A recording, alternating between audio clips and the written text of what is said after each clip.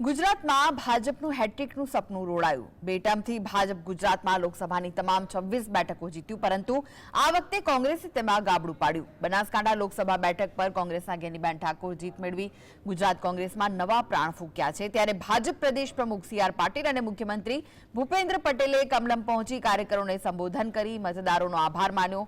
પાટીલે કહ્યું કે એક બેઠક પર હારનો અફસોસ છે, ક્યાંક ભૂલ રહી ગઈ હશે। आगामी लोकसभा अंदर 26 में 26 सीट भारतीय जनता पार्टी जीतવાનો संकल्प કર્યો છે, परंतु कमनसीबे हमारी कोई मेहनत ओછી पड़ी हशे।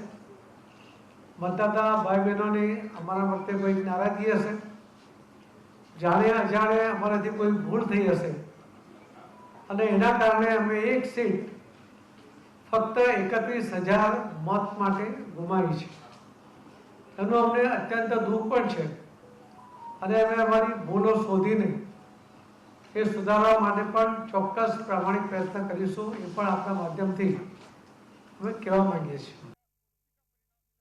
અમારા પ્રમાણે જે મહેનત થઈ છે, સૌ કાર્યકર્તાઓથી માંડીને લોકોમાં જે પ્રજાજનોમાં જે વિશ્વાસ હતો, એ વિશ્વાસના આધારે અમે પણ 26માંથી 26 આ વખતે પણ જીતવા માટેનો પૂરેપૂરો પ્રયત્ન કર્યો, પણ ક્યાંક ને ક્યાંક કોઈ કચાશ, કોઈ ભૂલના કારણે એક સીટ એ નથી આવી, 25 સીટો આવી છે।